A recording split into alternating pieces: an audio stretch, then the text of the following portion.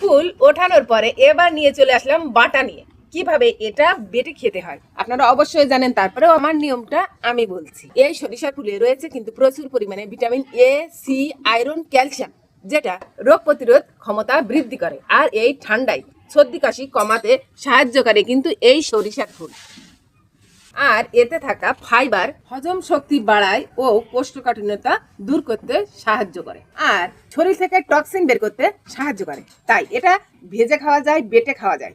আর আমি এখন বাটবো, তাই দেখেন আমি কি কি উপকরণ নিয়েছি। কিছু নারকেল কোড়া, একটু আদা আর ছোট চিংড়ি মাছ, আর সেই সঙ্গে নিয়েছি ঝাল আর জিরা আর সরিষা ফুল তো আছেই। আসুন এবার বাটা যাক। আমি উপকরণগুলো আগে বেটে নিই।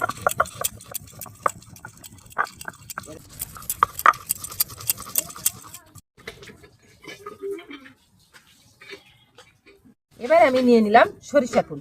এটা কিন্তু হালকা জ্বর সর্দি কাশির একটা ভেষজ ঔষধ।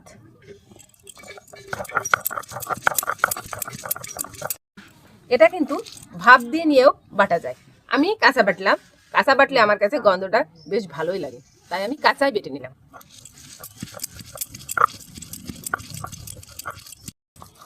এই যে আমার বাটা শেষ হলো, এবার আমি এটা তুলে নিব। এই যে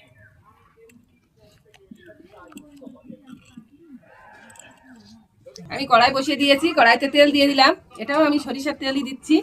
তেল হয়ে গেছে, দিয়ে দিলাম আমি পেঁয়াজ কুচি। পেঁয়াজটা আমি একটু বাদামি করে ভেজে নেব। পেঁয়াজ ভাজা শেষ, এবার আমি দিয়ে দিলাম পেস্টটা। জয় রাধে। এবার আমি কিছুক্ষণ ধরে এটা নাড়তে থাকবো।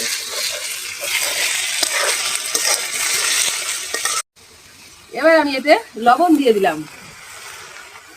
দেখেন কালারটা কত সুন্দর দেখাচ্ছে, দেখছেন? আর একটা গন্ধ বেরিয়েছে। গরম ভাতের পাতে সেই টেস্ট লাগবে কিন্তু। আমার তো ভাজা শেষ, একজনের খাওয়াও শেষ। উনার খুব খেতে ইচ্ছা হচ্ছিল, আর আমিও কিন্তু এখানে আকার পরের থেকে নিয়ে নিলাম গরম গরম ভাত আর গরম গরম সরিষা ফুল বাটা। গালে দিলাম। কি যে বলবো, ভাষায় প্রকাশ করতে পারছি না। অসাধারণ।